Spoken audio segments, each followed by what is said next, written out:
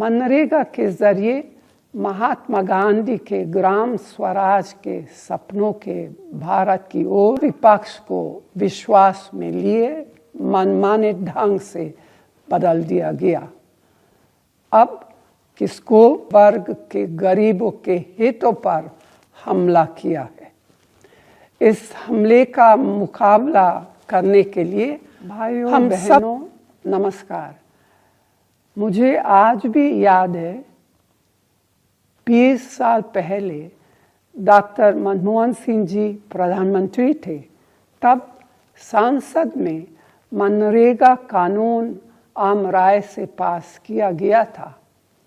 ये ऐसा क्रांतिकारी कदम था जिसका फायदा करोड़ों ग्रामीण परिवारों को मिला, खास तौर पर वंचित, शोषित, गरीब और अति गरीब वर्ग के लोगों की रोजी रोटी का जरिया बना। रोजगार के लिए अपनी माटी, अपना गांव, अपना घर परिवार छोड़कर पलायन करने पर रोक लगी। रोजगार का कानूनी हक दिया गया, साथ ही ग्राम पंचायतों को ताकत भी मिली। मनरेगा के जरिए महात्मा गांधी के ग्राम स्वराज के सपनों के भारत की ओर एक ठोस कदम उठाया गया। पिछले 11 सालों में मोदी सरकार ने ग्रामीण क्षेत्रों के बेरोजगार, गरीबों और वंचितों के हितों को नज़रअंदाज कर मनरेगा को कमज़ोर करने की हर कोशिश की। जबकि कोविड के वक्त ये गरीब वर्ग के लिए संजीवनी साबित हुआ, लेकिन बहुत अफसोस की बात है कि अभी हाल में सरकार ने मनरेगा पर बुलडोजर चला दिया।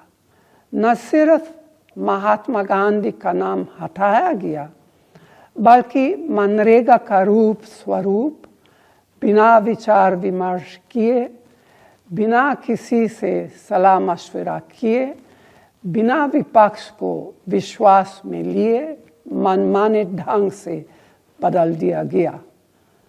अब किसको कितना, कहाँ और किस तरह रोजगार मिलेगा, यह ज़मीनी हकीकत से दूर दिल्ली में बैठकर सरकार तय करेगी। कांग्रेस का मनरेगा को लाने और लागू करने में बड़ा योगदान था, लेकिन यह पार्टी से जुड़ा मामला कभी नहीं था। ये देश हित और जनहित से जुड़ी योजना थी।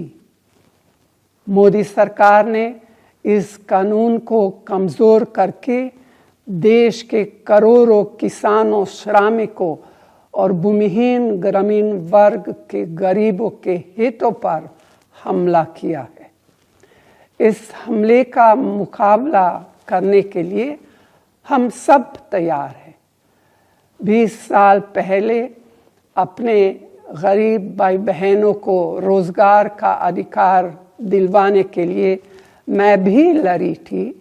आज भी इस काले कानून के खिलाफ लड़ने के लिए प्रतिबद्ध हूँ। मेरे जैसे कांग्रेस के सभी नेता और लाखों कार्यकर्ता आपके साथ खड़े हैं। जय हिंद।